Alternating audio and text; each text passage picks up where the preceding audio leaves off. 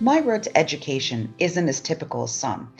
I didn't grow up loving education in school and wanting to better the lives of young students. I always loved talking to people and connecting with others, but honestly, when I was in school, I was a terrible student. And so a career in education was never part of my picture. Fast forward a bunch of years. At this point, I had studied public relations and I had completed impressive internships ranging from the press office of Government Andrew Cuomo and publicity for A-list celebrities. I had landed what I thought would be my dream job. However, I was never more unhappy or anxious in my entire life. Something was calling me to education, and I still really loved to connect with people. And the more I thought about it, the more I wanted to try and see if I liked it. I had very little to lose at that point because I was so unhappy in my world. My first year of teaching was amazing. The school director would often say to me, Jamie, I don't know what they did to you at your last job, but I am so happy you're here. You make everyone else smile more because you just seem happy. And I truly was so happy. I loved going to work every day. When she asked me to renew my contract for the following year, the 2019-2020 school year, it was the fastest yes I had ever spoken. Little did I know that I was getting myself into by uttering those words. The year started a little different than I hoped. My lead teacher from the previous year decided not to come back, and I was placed with a teacher who had a reputation for being rather rude and demanding towards her assistants. She had been in school for almost 10 years, and in this time had never had an assistant remain in her class for more than 1 year. I took this information with a grain of salt because at the end of the day, she was a thoughtful and great teacher, and we had a positive and friendly relationship already established. But this didn't last very long once the school year started.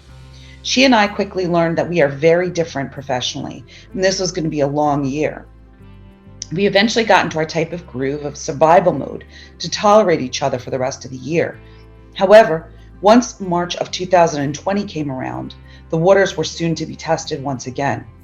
We were all scared, confused, and worried about what would happen to our students, our jobs, our lives, our families, and the state of the world. None of us had dealt with something like this before, and after living through it for almost 2 years now, I hope we never have to deal with anything like this again.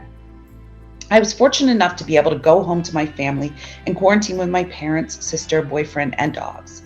My lead teacher wasn't so fortunate. She was forced to quarantine alone in her studio apartment in Manhattan. This factor alone was very troubling in our working relationship and certainly didn't make our lives any easier. Now I was forced to teach my extremely young students virtually, having no idea what was going on in the world and feeling like my job wasn't secure because this lead teacher had been at the school so long and I was still considered a new teacher. Our relationship got so bad. At one point, I thought I was going to get fired when she began yelling at me and letting me know how disappointed she was in my work.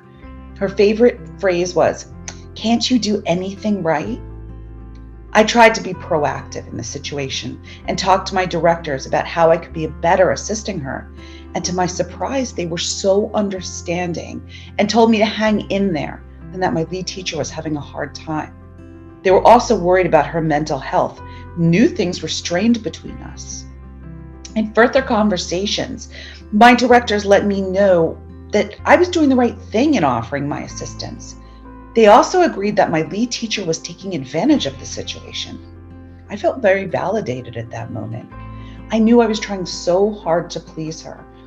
I was helping in the planning when she was stuck. I was leading lessons when she wasn't in the right headspace. And I was taking the role of calling and checking in on each student after our virtual sessions were completed. All of these tasks were far beyond my job responsibility, but I wanted to be a team player.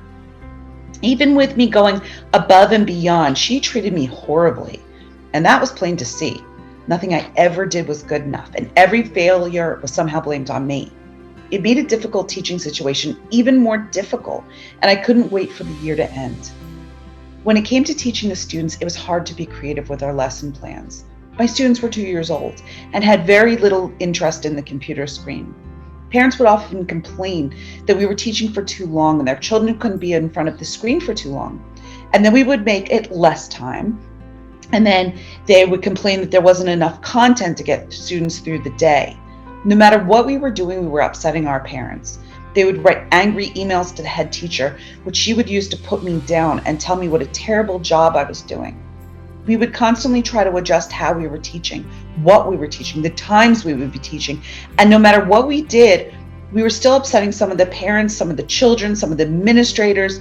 It was so discouraging. I started to feel how I did when I was in public relations. I was so unhappy all the time, and I felt like there was nothing I could do right, even when I was trying my absolute best. This was not the career that I wanted or I'd experienced the year before, and I knew there was nothing I could do to help rectify the situation as it was completely out of our control. It made me question whether or not I really wanted to be a teacher.